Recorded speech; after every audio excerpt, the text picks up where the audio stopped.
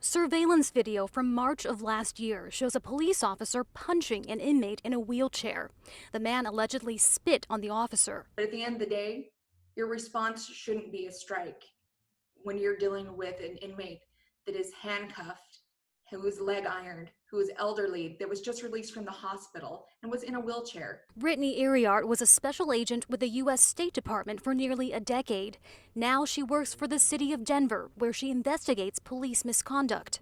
It was not a strike. I did not hit him. You said that didn't look like a strike. No, ma'am. And how would you say that's not a strike? because I didn't hit him. I did not hit his face. I did not injure him whatsoever. Iriart's office, the Public Integrity Division, recommended the Denver Sheriff's Department terminate the officer for lying, but that didn't happen. Instead, city leaders rejected the findings and let the officer keep his job. I was in disbelief, and I think everybody else that was involved in the case was in disbelief because, it has video evidence. You can't refute that video evidence. Iriart says she complained to her boss, but nothing happened. Then she went to the press. I mean, that's just who I am. And when I see something wrong, I say something. Soon after, she was put on administrative leave. A spokeswoman for the Denver Department of Public Safety says Iriart is under investigation for sharing confidential information, and the department stands by its police discipline process. Protesters across the country have called for a change to the good old boys culture of American policing, in which whistleblowing is discouraged and loyalty is demanded.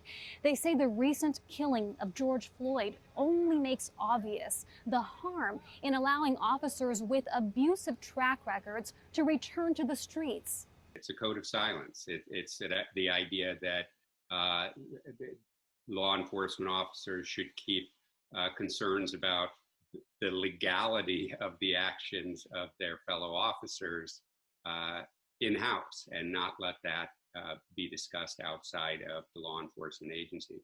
Experts say for reform to be meaningful, it must reach the top of law enforcement leadership.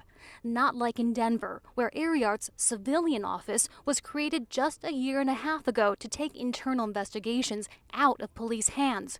Ultimately, though, police brass still heavily influences discipline decisions.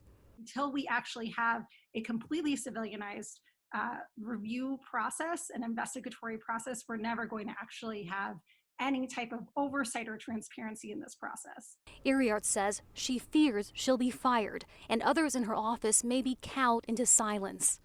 All the more reason, she says, to speak up. Heidi Jo Castro, Al Jazeera.